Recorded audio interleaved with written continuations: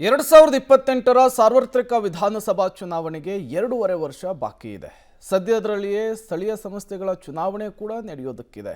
ಅದಕ್ಕೂ ಮೊದಲು ತಮ್ಮ ಭದ್ರಕೋಟೆಗಳನ್ನು ಭದ್ರಪಡಿಸಿಕೊಳ್ಳುವುದಕ್ಕೆ ದಳಪತಿಗಳು ಅಖಾಡಕ್ಕಿಳಿದಿದ್ದಾರೆ. ಹಾಗಾಗಿಯೇ ಇವತ್ತು ಮಾಜಿ ಪ್ರಧಾನಿ ಎಚ್.ಡಿ. ದೇವೇಗೌಡರು ರಣಕಹಳೆಯನ್ನು ಮೊಳಗಿಸೋದಕ್ಕೂ ಕೂಡ ಸಿದ್ಧರಾಗಿದ್ದಾರೆ. ಬನ್ನಿ ಕುರಿತಂತೆ ಒಂದು ವರದಿ ಇದೆ, ನೋಡ್ಕೊಂಡು ಬರೋಣ. ಪ್ರಾದೇಶಿಕ ಪಕ್ಷ ಜೆಡಿಎಸ್ಗೆ 25ರ ಸಂಭ್ರಮ. ಭದ್ರಕೋಟೆ ಹಾಸನದಲ್ಲಿ ಬೃಹತ್ ಸಮಾವೇಶ.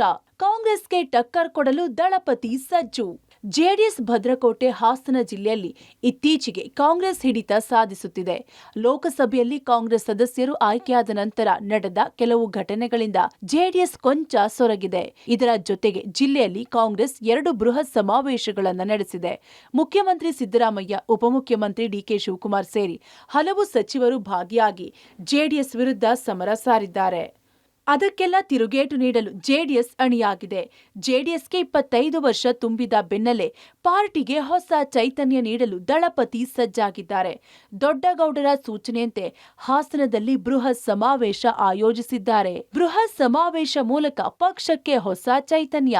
1.5 ಲಕ್ಷಕ್ಕೂ ಹೆಚ್ಚು ಕಾರ್ಯಕರ್ತರು ಭಾಗಿ ನಿರೀಕ್ಷೆ. ಇಂದಿನ ಸಮಾವೇಶಕ್ಕೆ ಬೃಹತ್ ವೇದಿಕೆ ಸಜ್ಜಾಗಿದ್ದು 1,20,000 ಕುರ್ಚಿಗಳನ್ನು ಹಾಕಲಾಗಿದೆ.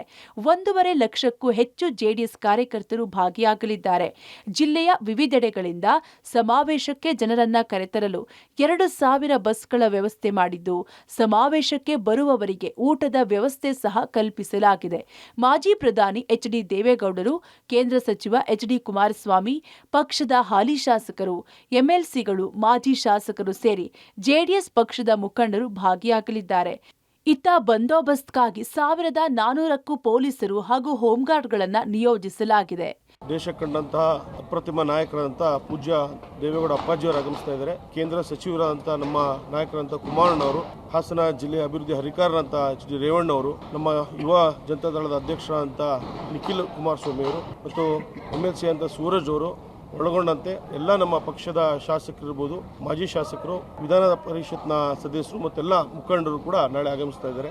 ಈ ಸಂದರ್ಭದಲ್ಲಿ ನಾನು ಕೂಡ ಅವರಿಗೆಲ್ಲ ಕೂಡ ವೈಯಕ್ತಿಕವಾಗಿ ನಾನು ಕೂಡ ಕರೆ ಮಾಡಿ ಆಹ್ವಾನ ಕೊಟ್ಟಿದ್ದೀವಿ. ಸುಮಾರು 2,000ಕ್ಕಿಂತ ಹೆಚ್ಚು ಬಸ್ಸಿನ ವ್ಯವಸ್ಥೆಯನ್ನು ಕೂಡ ಮಾಡಿದ್ದೀವಿ. ಅದೇ ರೀತಿ ನಾವು ಬಂದಂಥವ್ರಿಗೆಲ್ಲರೂ ಕೂಡ ಒಂದು ಊಟದ ವ್ಯವಸ್ಥೆಯನ್ನು ಕೂಡ ಮಾಡಿದ್ದೇವೆ.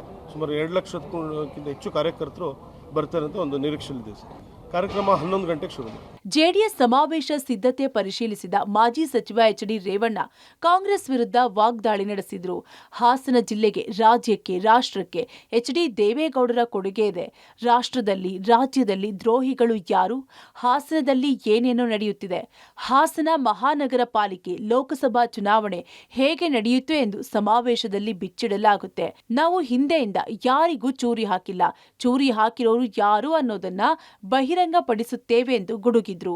ಈ ರಾಷ್ಟ್ರದಲ್ಲಿ ಕಾಂಗ್ರೆಸ್ ಏನು ಅಂತಂದ್ರೆ, ನಂಬಿಕೆ ದ್ರೋಹಿ ಪಕ್ಷ ಯಾವ್ದಾದ್ರು ಇದ್ರೆ ಈ ರಾಷ್ಟ್ರದಲ್ಲಿ ಕಾಂಗ್ರೆಸ್ ನಂಬಿಕೆ ದ್ರೋಹಿ ಪಕ್ಷ ಯಾವ್ದಾದ್ರು ಇದ್ರೆ, ಉದಾಹರಣೆಗೆ ಹೇಳೋದಾದ್ರೆ ಪಾಪ ಚಂದ್ರಶೇಖರ್ ಕನ್ಯಾಕುಮಾರಿಯಿಂದ ಕಾಶ್ಮೀರದವರೆಗೆ ಕಾಲ್ನಡಿಗೆಯಲ್ಲಿ ಮಾಡಿದಂಥ ಒಬ್ಬ ವ್ಯಕ್ತಿ, ಅವನು 10 ತಿಂಗಳು ಬಿಡ್ಲಿಲ್ಲ.